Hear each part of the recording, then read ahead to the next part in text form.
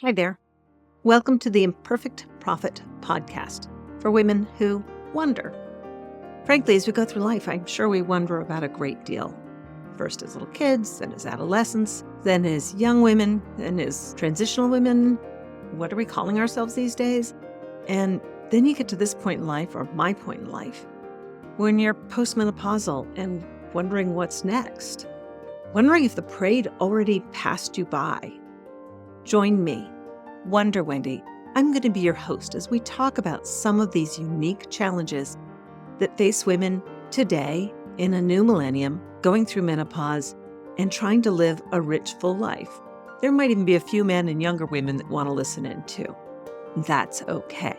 But there's a roller coaster and we're all on it. And I'm going to be your guide to help you figure out when you should close your eyes, when you should hang on, and maybe we'll explore some ideas for what works for you if it doesn't work for me, or vice versa. So join the conversation, pick up your favorite beverage, and we'll talk to you soon.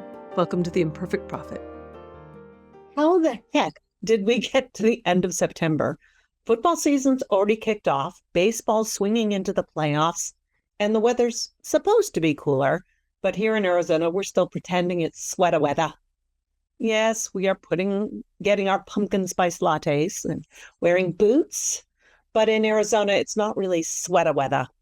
If we wear a sweater, it's usually mesh, and it's often paired with shorts or a short skirt. My blood really has thinned living here out for 10 years, and we can easily spot visitors.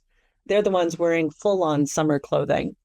Really, it's getting down into the 70s and 80s at night. Brr.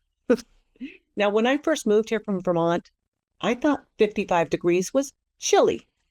Now, if it dips below 75 at night, I'm grabbing for a blanket to sit on the patio. My northern friends laugh when I tell them I have a winter coat in Arizona. But yes, it comes in handy when it gets below 60. That dry desert air makes 60 here feel cooler than anywhere else. And I'm going to stick by that answer. Oh, and then when I tell the folks back in Vermont that I'm chilled at 70, they roll their eyes.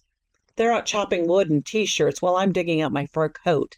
Well, it's funny how place reshapes what we think is normal.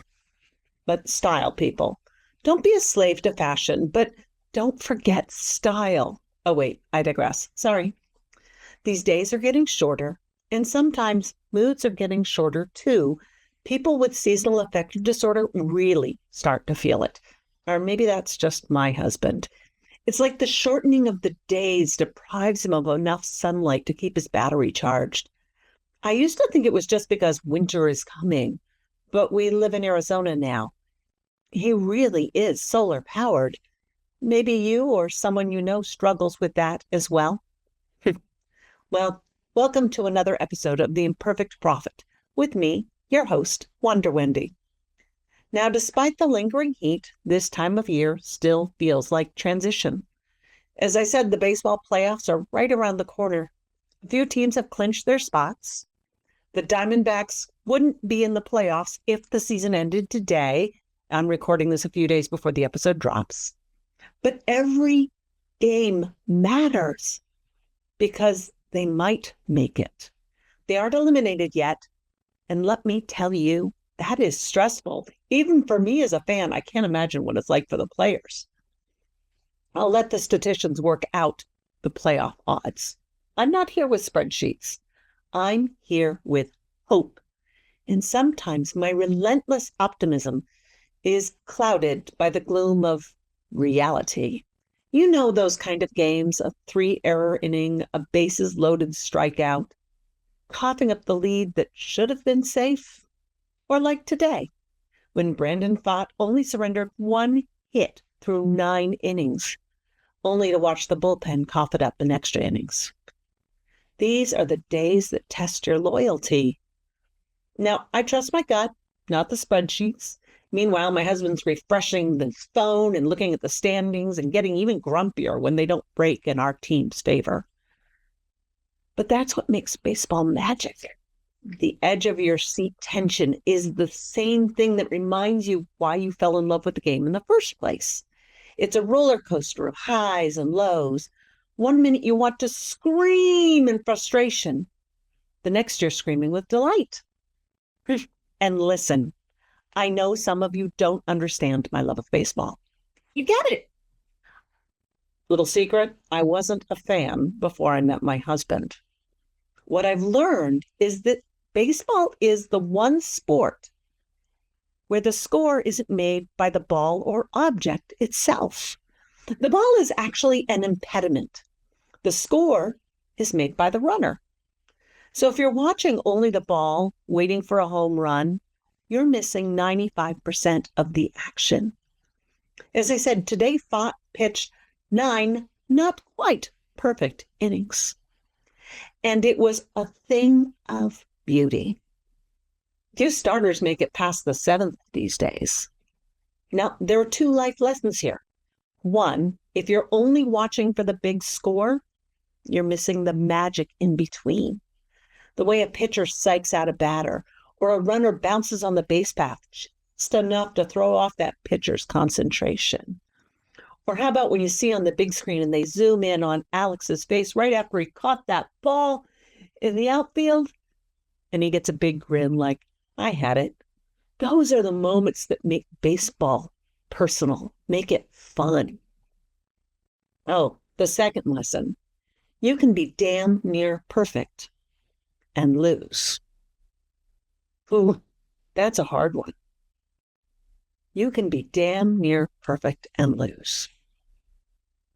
So why are you waiting to be perfect? Because even that won't guarantee anything. Why aren't you just playing the game? Now, I will admit it. Sometimes I want to yell at the players. Sometimes I swear I'm never watching another game. And then there I am the next night, muttering under my breath, but still cheering. That's fandom. It's loyally stitched with just a little red thread of madness. Baseball fans are a special breed. My husband keeps scorecards like sacred texts. He can tell you so many of the games he's attended in his life. On occasion, we wear our baseball caps inside out. It's called a rally cap. We swear we won't get sucked in again. And then we do. It's hope and heartbreak braided together. And honestly, isn't that life? As we were leading today's so disappointing game, I watched a little boy turn his hat right side out again. He said, well, it wasn't him who said, his dad looked at him and said, it didn't work this time, but maybe next time. That's baseball.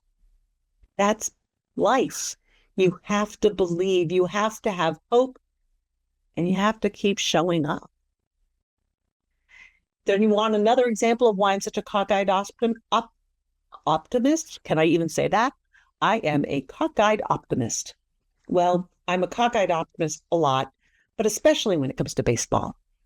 Let's flash back to one example. June 14th, Padres versus Diamondbacks. Even the national anthem singer mirrored the way things would go that night. Shaky at first, but by the end, nailed it, and the crowd roared. Now, singing the national anthem is tough. I've done it. Not at a major league ballpark, but I've done it. And many performers have never been in front of such a big crowd. Rough starts happen. You got to find the correct pitch. You got to have the right pacing. You have to remember all those words. And really, those aren't necessarily easy words to remember. But if you finish strong and the crowd is with you, and the home of the brave, cheers, clapping, play ball. The Padres struck the first in the second with a solo homer. The D-backs answered with a 3-run blast in the fourth. And for a while, it felt like we had momentum. Then in the seventh, the Padres stormed back with 4 runs. And suddenly they were in the lead, 5-3. The stadium went quiet. Some folks went to the bar, others went home. Once again, being the optimist, I told Skip we were staying. Yes, we do sometimes head home after the seventh inning stretch if we just can't take any more. But in this game, we got to the bottom of the ninth. And it's the kind of inning that keeps you a fan for life. I swear you could feel the air pressure shift in the ballpark from heavy with disappointment to electric with possibility. Strangers who had been sitting silently next to each other for 2 hours suddenly high-fived like long-lost friends. With the bases loaded, Geraldo Perdomo ripped a triple down the line to tie the game. The place exploded. And then Josh Naylor stepped in. No towering homer, no fireworks, just a simple infield single that brought the winning run across. He flipped his bat and with a smirk like, "That'll do. Anything else you need before I head home?" Final score, D-backs 8, Padres 7. Those who stayed were high-fiving, cheering, laughing. Padres fans scabbled their way out of the park. And that's what struck me. It wasn't the dream grand slam that saved the day. It was the scrappy, ordinary, put the ball in play single. Sometimes you don't need the highlight reel moment. Sometimes all it takes is the small thing done right and at the right time. And every time I think about that night, I'm grateful we stayed, because you never know when the miracle's going to show up. That game was baseball's way of preaching resilience. You can be down. You can feel like the story's already written. And then, bam, one swing changes everything. Truth is, most people who succeed aren't wildly different from you or me. They just didn't stop swinging. 3 years ago, I started this journey of promoting the bucket list life. I didn't know what it would look like. I kept building my audience, writing, recording podcast episodes. And yes, there have been times I've been tempted to quit. What's it all for? Is anyone even listening? But I showed up anyway. And look where we are now. I laugh when people say it's always the last place you look. Of course it is. You stop looking once you've found it. The real question is, have you stopped looking for your dreams? Have you convinced yourself you're too old, too tired, or too late? In sports and in life, people get in trouble when they try to make everything a grand slam. It looks flashy, yes. It makes the highlight reel, okay. But sometimes you just need to put the ball in play. It's like marriage. You don't need daily grand gestures. Okay, those are nice, but anyway, sometimes it's unloading the dishwasher. Sometimes it's a quick text that says, "thinking of you." Those little singles win the game over time. Some of this comes from playing tennis with my second husband. He was a far better player than me. But when I focused on just one swing, not the whole match, I found that I played better. Win the serve, return the ball. Don't worry about the final score yet. Later, when my daughter swam competitively, we did the same thing. Before each event, we'd break it down. Best dive. Focus on your lane. That means focus on your lane and don't watch the competition. Just stay focused on what you need to do. What is the appropriate turn for the stroke you're doing in that event? And never forget a two-hand touch at the end. One stroke at a time wins the race, or at the very least gets you your best time. How about Grandma Moses? I know that's not sports, but she didn't start painting until she was in her late 70s.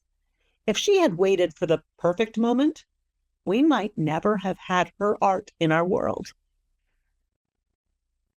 Now, the D-backs team that won that June 14th game is not the same team that we have today. Torey Lovullo has had to adapt as manager. There have been injuries, trades, Now we have a lot of young players with weak batting averages, and yet here we are, still clinging to the hope that we will get in the wild card seed in the playoffs. Another life lesson. You had a plan, and then the conditions changed. Tori started the season with USDA prime beef and a recipe for an amazing dish. We knew we were going to be in the World Series. You know, USD prime beef, the cut of meat in the butcher's case that is beautiful and doesn't come cheap. Now he's making do with ground chuck. If he pulls this off, he deserves a Food Network show. Chopped, the baseball edition. What's the saying? Want to make God laugh? Tell him your plans. Sometimes the recipe you didn't plan turns out better than the one you thought you needed. Many years ago, during a Vermont blizzard, we were stuck at home. The roads were not safe for travel, and I looked in the fridge and the cabinet and knew that's what we were going to eat today because we weren't going anywhere. So I decided to make cinnamon rolls from scratch. I went to grab raisins in the cabinet. Ooh, I guess it had been a while since I'd cooked. They were pretty dry and hard, not really very appetizing. But I remembered a trick from my mom. I plumped them up with rum on the stove, just let them cook a little bit till they were really plump and juicy again.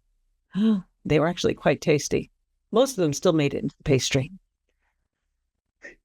Really, they did.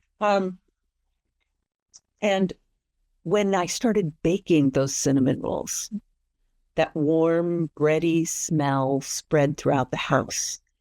I know it's weird to say that a smell is warm, but if you've ever baked, you know that a smell can be warm. When those came out of the rolls came out of the oven, the kids couldn't wait to dive into them. They were hovering over the counter, waiting for them to cool. And when they finally bit in, they declared, "Mom, you have to make them this way from now on. No more normal raisins, always rum raisins." A long-standing family tradition made better by adversity and adaptation. Oh, and side note, that extra raisin juice, put that in your coffee. Oh, so tasty. Back to baseball. On June 14th, the D-backs were 36-34 in third place. Today, they're 77-76, still holding third in the National League West. They're scrappy as ever, but the truth is they're 2 games back in the wild card race, though that may change by the end of the day, depending on the rest of the games they're playing throughout the country. So it's nail-biting time. Every pitch, every at-bat, every game matters. When this episode drops on Sunday morning, who knows what the standings will be? So I have to ask, why not now? Why not us? Why not you? What dream have you been benching because you think your game is already over? Are you heading for the car for the 9th inning? Maybe you're the next Grandma Moses. Maybe your dream isn't global. Maybe it's a seed, a kindness, a word, a gesture that grows into something mighty in someone else's life. Tenacity is your secret weapon. You've survived puberty. You survived your 20s. I know I shouldn't have gotten out of my 20s, and somehow I did. Boy, that's a whole episode in of itself. You've lived through heartbreak, setbacks, and the grind of ordinary days. And here you are, still standing, still swinging. So keep going. Keep fighting for your playoff berth, even if you don't win the World Series. It's exciting to play. When I think about the 2023 playoff run, I smile every single time. The thrum at Chase Field when the whole crowd was chanting, "Let's go D-backs!" I needed earplugs because it was louder than a rock concert. And yet I also love those sleepy weekday games when half the seats are empty. The sun's still up, and you can hear the crack of the bat echo. Baseball holds both. the roar of October, and the quiet of July. Life does too. Both the milestones and the ordinary Tuesdays matter. So here's the truth I carry. I don't believe in perfect moments. I believe in wonderful moments. And those don't wait for everything to line up just right. Melted chocolate bars can turn into hot cocoa. They happen when we take the messy, ordinary, stressful right now moment and make it ours. Don't throw out those dried up raisins, pump them up with rum. That's what the D-backs do time and time again. They play with heart. They build a skills bank that gets them through the rough times. And that's what you can do too. So stop waiting for the perfect moment. This is the moment. And with a little courage, a little play, and a lot of wonder, you can make it exactly what you need it to be. Life isn't always about the grand slam. Sometimes it's about stringing together the hits, trusting your team, and crossing home one small play at a time. So I'll leave you with this. What's your infield single this week? Not your World Series moment, just your next small step. Take it. Swing. That's how wonderful lives are built. Enjoy all the moments of your life until we talk again next week. Thanks for joining me on The Imperfect Prophet, and have a week full of wonder, or a wonderful week. Oh, and stay hydrated. Cheering for your favorite team is thirsty work. Like what you heard here today? Then we should be friends. I suggest you join my Facebook group. It's a good way to connect. We can have a conversation, ask me questions, whatever you want to do. It is called the Wonderful Bucket List Life. That's wonder-full bucket list life. Be a bucket lister and join me on this adventure. Or you can go to my webpage, which is Wonder Wendy and Friends, join the mailing list, learn about the book I wrote, adventures that are coming up in the future, and other podcasts. I look forward to talking to you soon, and stay hydrated. Have a great day.